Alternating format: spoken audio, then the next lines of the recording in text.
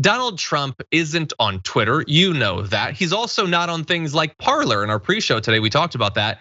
He was offered a position on Parler, 40% of their revenue, and declined it because they refused to ban anyone who criticizes him.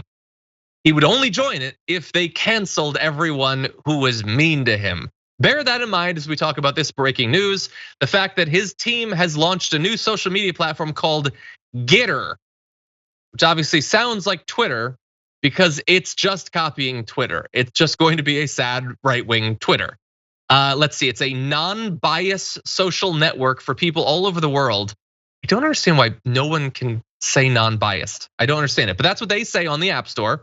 It's rated M for mature, meaning it's recommended for users 17 and older. And I don't know exactly why. I will say that in the promotional materials I saw, all of the profiles that were shown were very attractive young women. You know what you think of when you think of a Trump rally attendee or whatever. No, it's designed to get young white conservatives to sign up for Getter, thinking that there's all these young attractive women that just want to talk about the Second Amendment or COVID being a bioweapon. I don't know. But so supposedly that's starting up. It's gonna try to compete with Twitter. Adrienne, what do you think? Well, I do love how essentially they're using all these photos of attractive young women because essentially they're trying to lure in all of these incels, and it's really gonna end up being just a big online social media sausage factory of hate.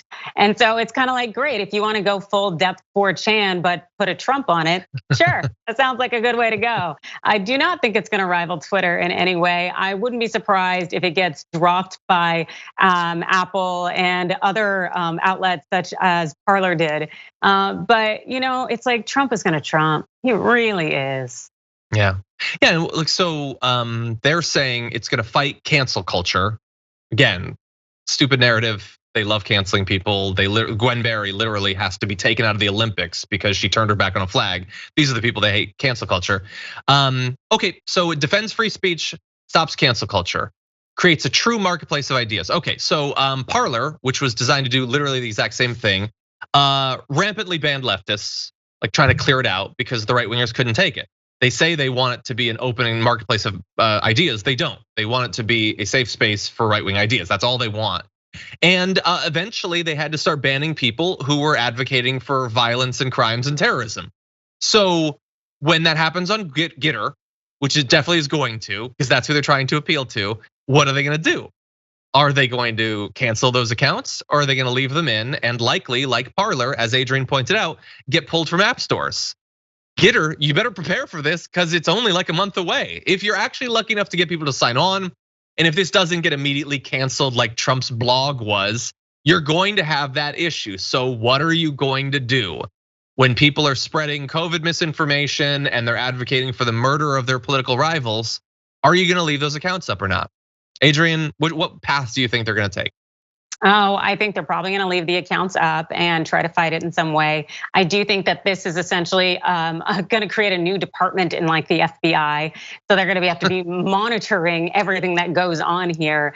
That it's just going to be a conglomeration of hate speech and all sorts of things that threaten our nation. So I can't see it being alive for very long. But you never know. Maybe the government will let it stay up because it's like, hey, at least we know where they are and they're all in one place. That's true. It is convenient, as Parler proved to be. By the way, Ham Salad Dragon says, I'm gonna start a coffee review app called Jitter. That's good. See, I like that. I would go to that one.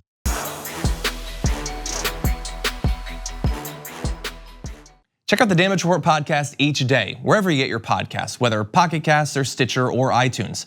You can join me as I give you the news and stories you want, with a range of co-hosts and interview guests jumping in on the fun each day. Again, that's the Damage Report, wherever you get your podcasts. And if you get them at iTunes, don't forget to rate and review. Sometimes I'll read them live on the show.